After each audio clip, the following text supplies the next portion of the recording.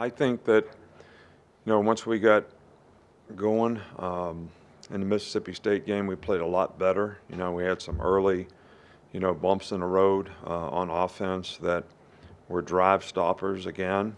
But once we got sort of past that, I thought we executed and played pretty well. I think Jalen settled down in the game and, played well. And defensively, we played, except for a couple spurts in the game where I thought we lost our intensity a little bit, played pretty well, made some improvement. So, we need to build on the things that we're doing well. We need to eliminate. And it's kind of like, when do you say enough is enough when it comes to, some of these things that we're doing to shoot ourselves in the foot, which are easily correctable. We need to get them corrected. We're playing a really good team this week, so it's going to be really important, I think, that, they're playing as well as they've played all season long. They've gotten better and better since, the early game. And, they got a lot of good players. They're really good on defense. Jimbo does a really good job with them on offense. They've got some really good skilled players.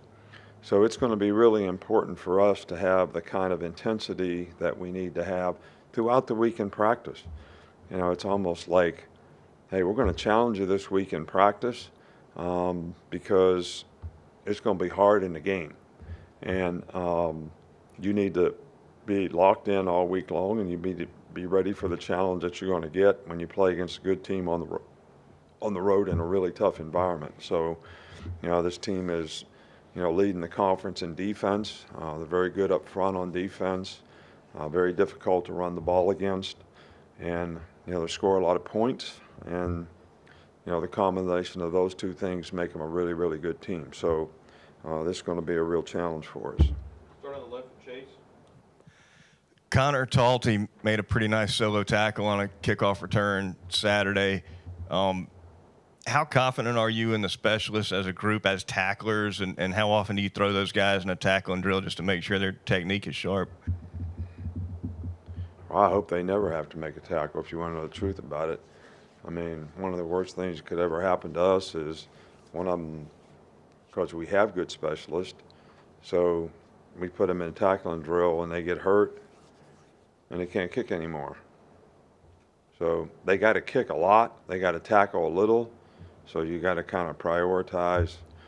We do that some in camp, but, I'm just hoping that they never have to make a tackle. And I think if we cover kicks the way we're supposed to, hopefully they won't. Hey, Coach. Have you been able to pinpoint the issue on the snaps and maybe how to clean those up?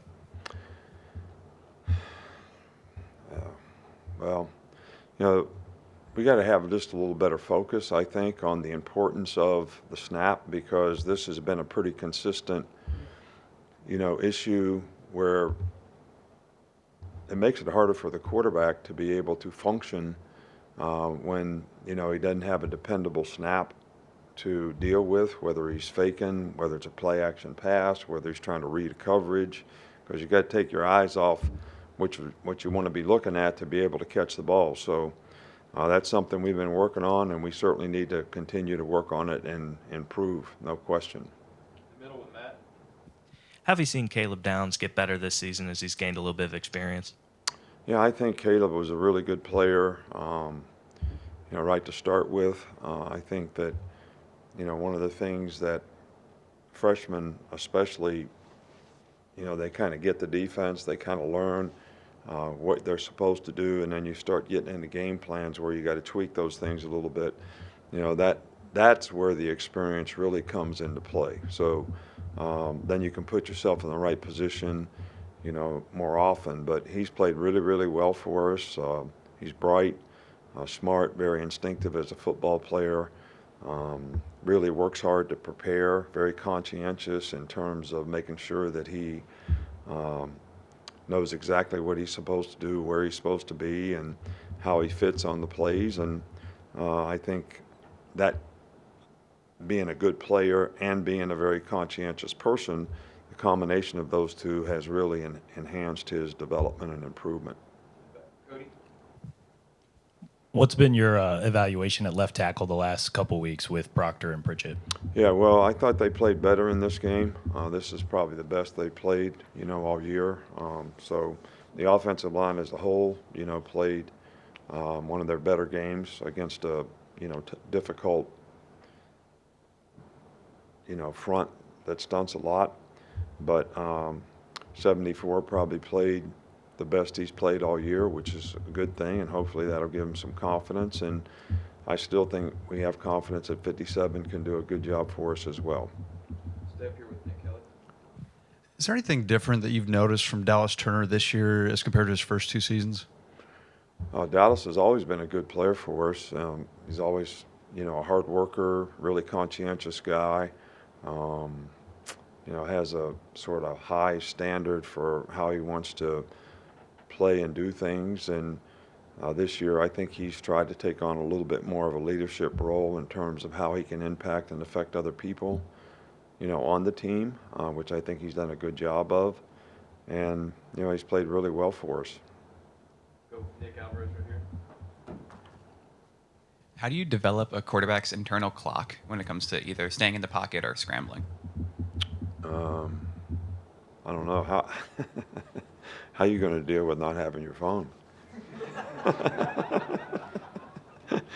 You're of that generation, that I gotta have it.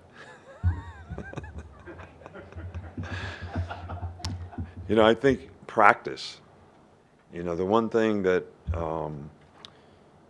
you can do in practice and get away with is not have to play with the right time clock, to use your terminology.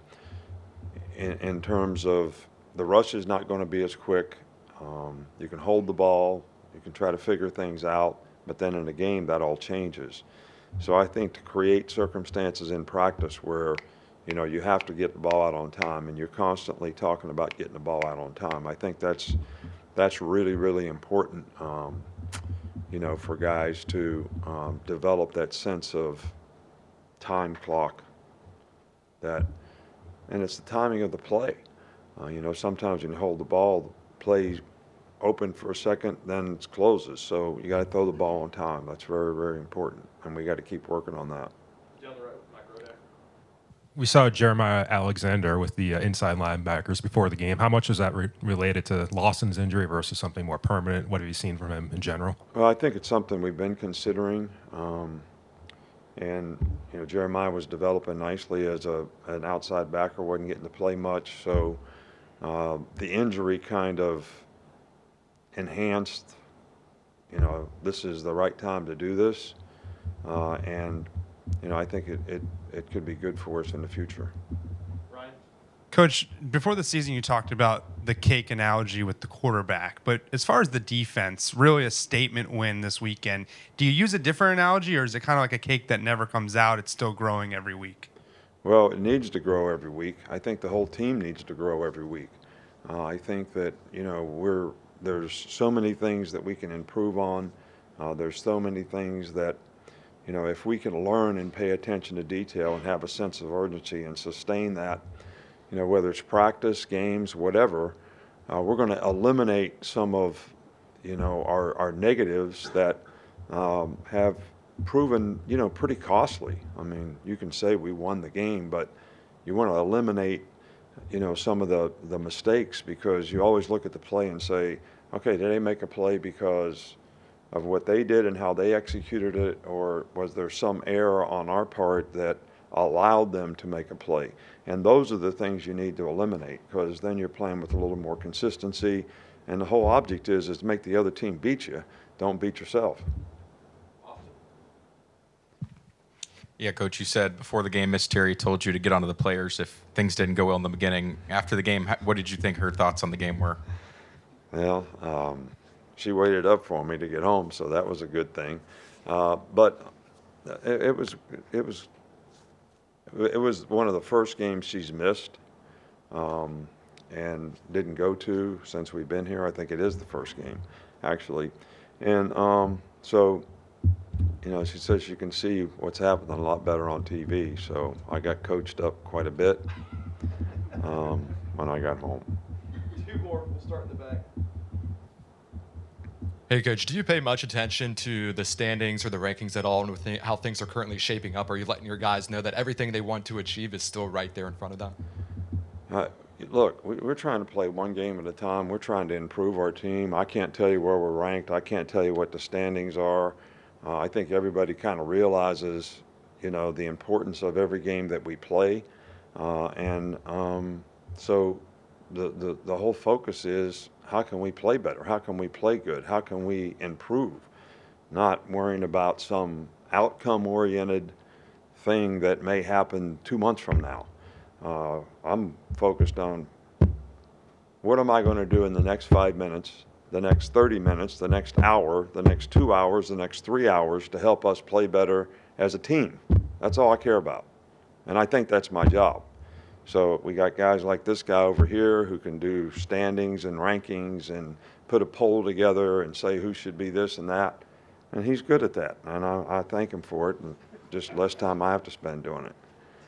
We're going to finish with Joe. Coach Jihad got the start this past weekend. Obviously got the interception, but maybe missed a little. How do you coach him to have correct eyes in the backfield with all the motions and movements that Mississippi State did? Yeah, well, we practice it all week. Discipline eye control is one of the most important things in playing football. And like everybody grows up watching the ball. I've talked about this before. So that's how you watch a game. But when you're playing a game, you have specific keys and things to look at. Like if the guard pulls, it doesn't matter which way the back goes, your key says go this way. When they run a slider, you got to know when you got to fall back and when you don't. All right, so we just got to keep working and working and working on those things so that, and I think communication, helps that. And we're constantly on the secondary to communicate, because if they communicate, it makes it easier for the linebackers to know how and when and what they're supposed to do. So, Jihad makes a lot of plays, and he's developing nicely at the position, but experience is going to be critical for him to continue to grow and develop.